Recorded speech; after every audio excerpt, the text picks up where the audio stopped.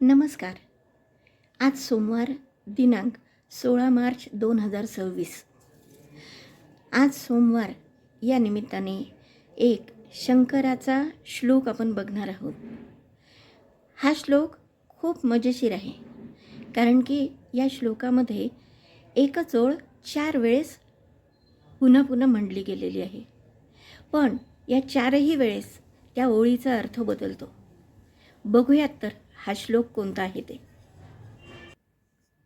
शंकरास पूजिले सुमनाने, शंकरास पूजिले सुमनाने, शंकरास पूजिले सुमनाने, शंकरास पूजिले सुमनाने.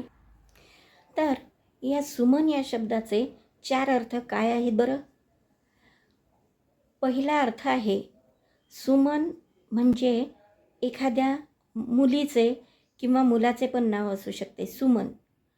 सुमनचा दुसरा अर्थ आहे चांगले मन, म्हणजे शंकरास सुमन नावाच्या मुलाने किंवा मुलीने चांगल्या मनाने पूजन केले आहे.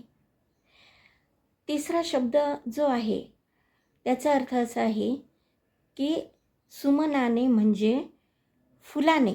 हा अर्थ आपल्या बऱ्याच जणांना माहिती आहे, सुमन म्हणजे फूल. आणि चौथा अर्थ जो आहे तो सुमन म्हणजे गहू.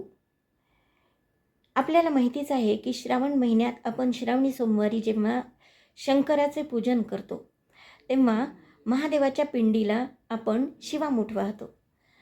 एका सोमवारी तिळाची, एका सोमवारी तांदूळाची, एका सोमवारी मुगाची आणि एका सोमवारी गव्हाची अशी शिवामूठ वाहून आपण 4 सोमवार ही महादेवाची प्रार्थना करत असतो, पूजा करत असतो. त्यामुळं इथे सुमन म्हणजे गहू हा अर्थ अभिप्रेत आहे. तर सुमन नावाच्या मुलाने किंवा मुलीने चांगल्या मनाने फुलांनी आणि गहू घेऊन गव्हानी पूजा केलेली आहे शंकराची, असा या श्लोकाचा अर्थ आहे.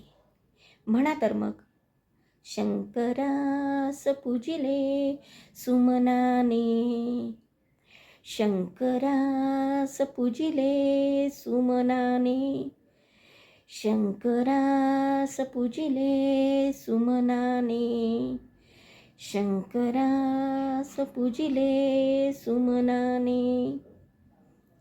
कसा वाटला हा मजेशीर श्लोक? तर श्रोते हो, माझा व्हिडिओ जर तुम्हाला आवडला असेल तर कृपया लाईक, शेअर व कमेंटद्वारे मला कळवाल की व्हिडिओ कसा बनला आहे. तसेच इतर आणखी काही विषय असतील तर त्या विषयावर व्हिडिओ बनवण्यासाठी सुद्धा कमेंट केली तर मला आवडेल. तसेच माझ्या चॅनलला सबस्क्राईब केले नसेल तर एकदा सबस्क्राईब जरूर करा. तुम्ही सबस्क्राईब केल्यानंतर मला अजून नवीन व्हिडिओ बनवण्यासाठी हुरूप येईल.